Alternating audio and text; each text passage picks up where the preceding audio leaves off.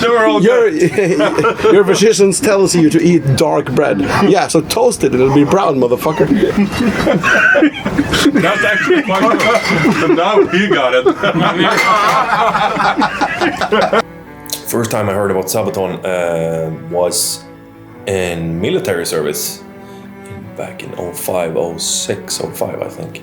I was driving a truck, and my co-pilot had this CD with a new band, and it was Sabaton, and I think it was Panzer Battalion and the Primo Victoria that was playing on the stereo for the first time, and I was like, oh cool, what is this? So that was the first time I heard Sabaton.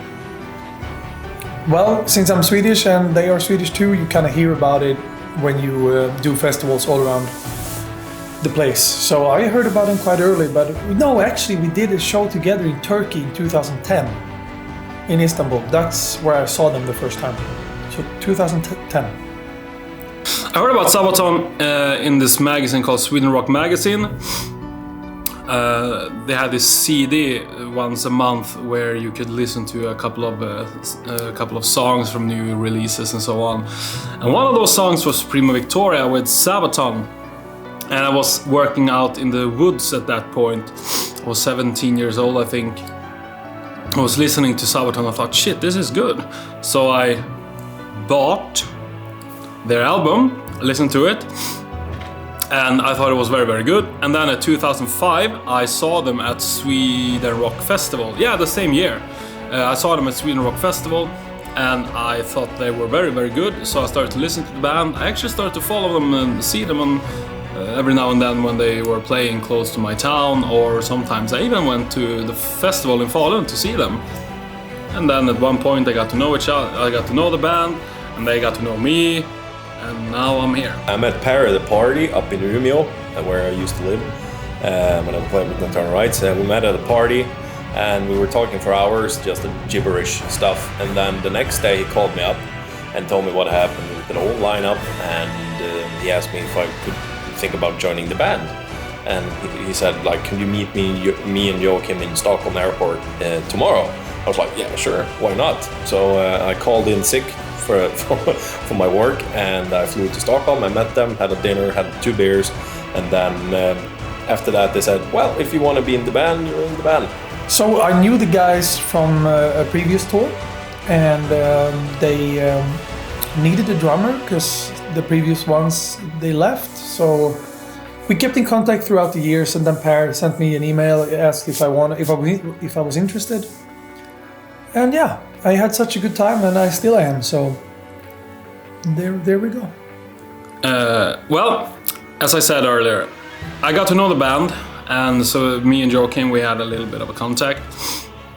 And then in 2012, they called me and asked if I wanted to be their new member, because the previous members, they were gonna leave the band.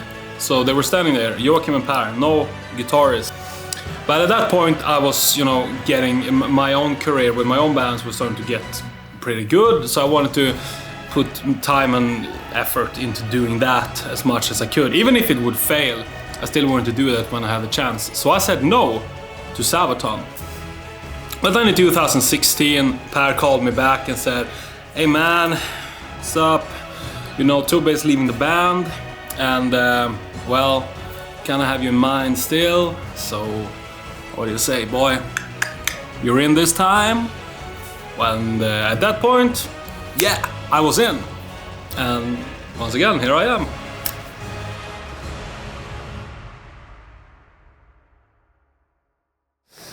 And so died the guitarist of Sabaton. How, they ask? He just disappeared in a green flash of light. He was gone, because he didn't know where the Bada Big Boom was, and when it was. Where and when is the most important things to know when it comes to Bada Big Booms on stage. Where and when. Why? Of course we know why. Because it's cool.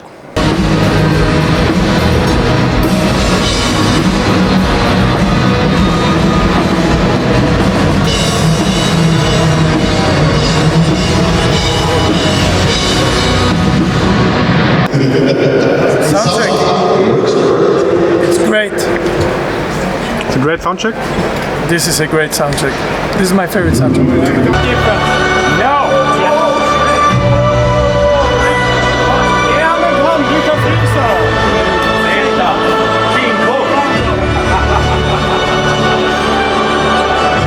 I love this shit. Fucking awesome. Let's do this.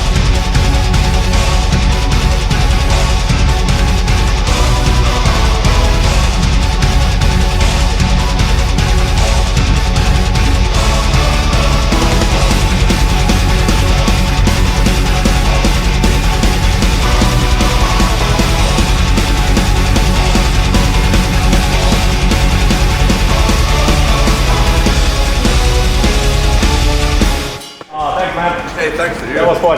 You're really great. Yeah. Great. Oh shit. Eddie! Hide me!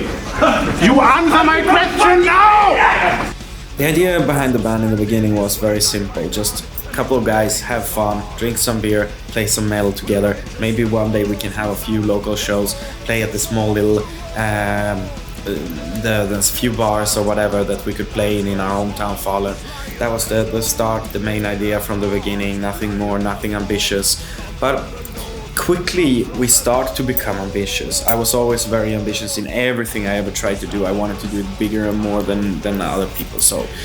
And we were a couple of people who had this driving force in the beginning, and together we had higher ambitions, higher visions quickly than just playing here and there. And having a few small victories, like we won a couple of local music competitions, which fueled us. There was also people starting to come to our shows, like we were a proper band. We were not just some of the bands who only practice but don't go out and play. We can actually have some shows and people come and they say they were Sabaton fans, and we can even see people had a Sabaton t-shirt and asking for it. And then we started to take it, always push it higher and higher. And at some point we are thinking that we might be one day good enough for a record label. We should be there, so let's keep pushing it. And over the early years of Sabaton, we achieved quite a lot. It was growing quite fast until a moment where it kind of stopped. This is the moment when we had recorded our first album, but it was not released, and we were just sitting and waiting for it until we got tired of waiting for it, and we went instead and put down the money ourselves, and we recorded the album Prima Victoria, and from there on everything took off, and where we are today. Why military history? Well, it's really simple. You know, looking back at it, there's probably 1,000 ways to explain it, but there are way too many fantastic stories that are being forgotten in our past. So why the fuck should we make up new ones? But it all started with, I think it was me and Pad sitting together. I'd written the music, but we were looking for the lyrics for Prima Victoria, and it had a huge sound to it. And we thought, we can't sing about, you know, drinking beer and stuff like that on that song. So we decided, let's do it about D-Day. And obviously there was some research done. We knew, of course, that it already was, you know, the 6th of June, 1944, but all of a sudden when writing the lyrics, it wasn't a necessary evil anymore. I mean, back in the day when the earlier stuff we'd done, in most cases, if I'm honest, writing lyrics was a necessary evil, something you had to do so you could bring that song to the stage. But now, as we switched to military history, all of a sudden it became interesting for us. And well, the few fans we had back then really enjoyed it, and so did we. So after we'd done the Prima Victoria album and, you know, turned the ship around, which is the reason we changed, for example, the song Night Child became Purple Heart, because we wanted the whole album to be about military history. And then when we were doing Aether Dominatus, we thought, hey, I think there's more to tell here. Should we do another one? And sort of at that point, without us deciding it, we just thought we'd do an album about military history and then another one. And then it became our thing, sort of.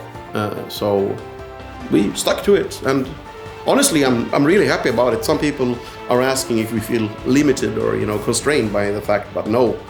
I mean, seriously, even if we made one album every fucking month for the rest of our lives, there'd still be so much material we couldn't even begin to cover.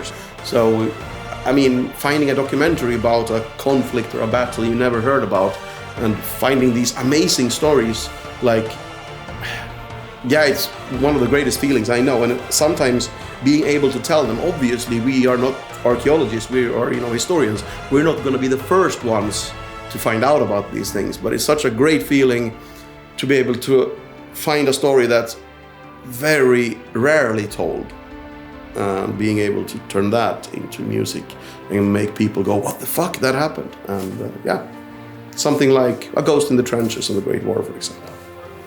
Of course, there were ideas what Sabaton can talk about, and some of these ideas that we came up to us, like, should we do fantasy? No, we didn't want to do fantasy. Could we do science fiction? Potentially, it's quite interesting. Could we do religious things? Maybe, but a lot of other people do it better than us. Could we do Viking themes and stuff? Then we were starting to look into historical things as well, but more like quite modern warfare felt closest to our hearts. There's been thoughts about all kind of stuff, suggestions by people coming in, and alternative history or possibly future, but not going as far as science fiction. So, but we feel comfortable with doing what we do for a while longer.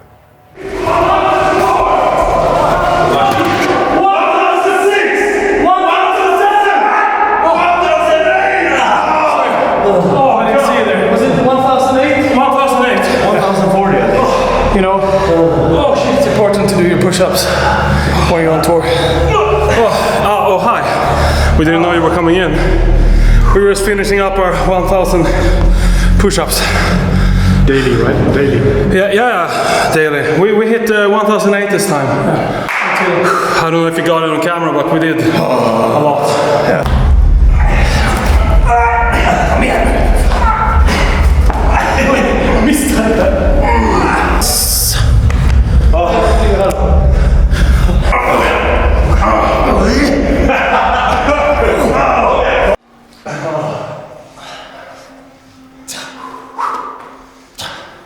Do the seal.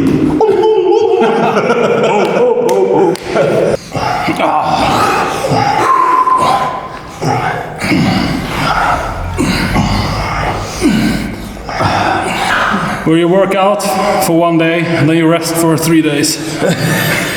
No, not really. You work out for one day and then you don't do anything for the rest of your life. That's what it means. It's intense intervals. Yeah. One proper fucking workout a month, you're done. Yeah, for life. For the month. So all you people watching this, sitting on your couch, eating your Complaining about Nutella, chips, no, exactly, your fucking chocolate and chips, and drinking water. that's not the way. No. I can tell you especially that. people that complains about, oh, they're not doing it right. Well, get off your ass and do it. Get off your ass and watch this vlog. How you work out using Tabata. 20 seconds. 1, 2, 3. Hi! Chips. Nutella. All right. Now it's time for pizza and hamburgers. No, but to be honest, it's actually Taco Friday today, so. One. Deeper. Two. Stop it! Fucking hell. Come on, Christian. Come on, man. Give me the fucking camera, man. Give me the fucking, yes, your fucking turn. Fuck, you just gotta fuck him up now. Come on!